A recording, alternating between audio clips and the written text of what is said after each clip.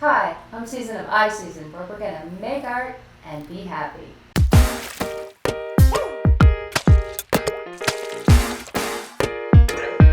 Today I'm going to be mixing up some paints for acrylic paint pours and sharing with you kind of the way I think about when I approach mixing, because every paint is different.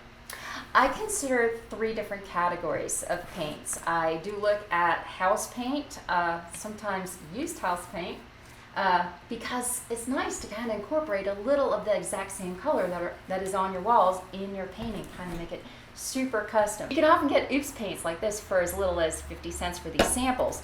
And this big can of BEHR from Home Depot, which is an excellent quality paint, it's usually $40 to $45, and if you go early in the morning, you can sneak in there and look on the oops racks, and I got this for $9. So every time I'm going through Home Depot, I kind of run in that back corner and take a look at their oops paints and see if there are any fun colors that might work in paint pours.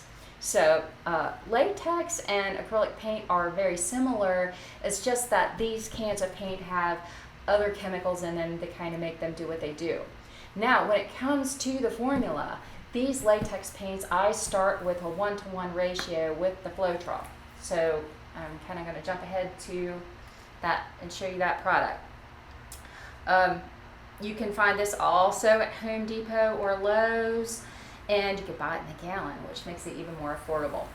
I really like this product because of the viscosity that it brings to the paint. Instead of just diluting it with water, it keeps your pigments fully intact, because when it dries, it's completely inert.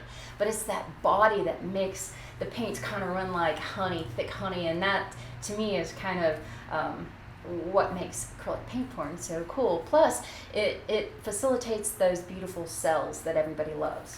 Let's move on to the next category of paints, which I call the affordable art paints. I got these at Cheap Joe's. There's also brands like Liquitex, and there are also craft paints that you can find at Walmart. And really, the craft paints, you can find other unique colors that you can't get anywhere else. Like extreme glitter, for example, right? Gotta love it. Just a little side note story about that. I found, I've already mixed this up, I had a small craft bottle of this neon purple color, and I absolutely loved it, and I thought, well, I'm just going to take this to Home Depot and get them to crank out a gallon for me and paint a feature wall. But they could not do it because the pigments required to do the mix wouldn't fit in the gallon can. So just interesting to note. I still got my purple wall. I just had to select a little bit different purple, but you gotta love that color, right? Look at that. Oh, so beautiful.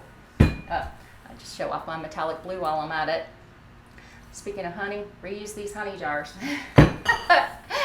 All right, so let's move on. When I am working with the affordable acrylics, I start with a 2-to-1 ratio of the paint to the Floetrol. Now, the art paints, these are the most fabulous of all. Of course they are. They're very expensive, but oh, my favorite color is here somewhere. This is it.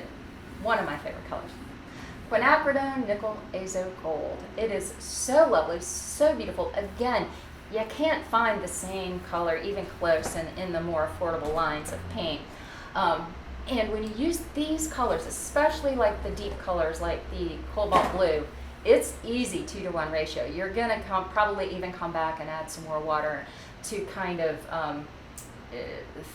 take that paint a little bit further. It's still really, really deep and really thick because they're better quality paints. But when you're doing a lot of paint pours, there is absolutely no shame in using these little 50-cent samples. So let's move on to one of the magic secret ingredients to doing acrylic paint pours, and that is the silicone. Now, silicone, I had some, but I've been in the process of moving and building out this beautiful studio, which is basically a garage, and I lost my silicone drops. So I went online, I did my research, and came up with this personal lubricant, which was something I had handy, and lo and behold, it's one of the highly recommended things, skin friendly on top of that. does a very good job with the cells. So maybe we'll get some really sexy paintings. I use these pint jars, canning jars, and I got some big corks down here too for mixing these paints. And I also got some handy squeeze bottles. I got these at the Sally Beauty Supply store because they're cheaper. They have them also at Target. This one was $6, and at Sally Beauty they're only about $2 each. So whatever your purse will allow. So exciting when we've got all the paints together, lined up, ready to go. And there's some people that say there's no ugly colors, but I have to disagree. In my mixing process, I did come up with one ugly color.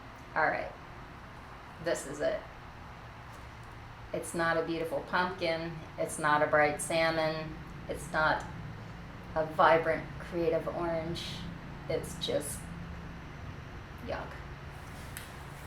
I don't know what we're gonna do with that one. So thanks for watching my channel. I am just getting started in this particular niche. I've been a fluid media artist for years, and when I saw the acrylic paint pouring, I thought, okay, this is something that I can share with the world, and it'll be fun. So we're gonna cover a lot of other fluid medias here on the EyeSusan channel, and it's really just about making art and being happy, because it's the process. It's that creative exploration that it just does something for your soul. Whether you get a painting that you love or not, seeing it unfold to me is part of the fun. So I also do macro photography and then do videos. So I'm going to be sharing along the way some of my fun art explorations in the video world. So please stick around. I might give you a little preview of that too. Thanks much. Listen. I will not bow down. Keep putting me off, I'm not gonna change my mind. Your head's strong forward.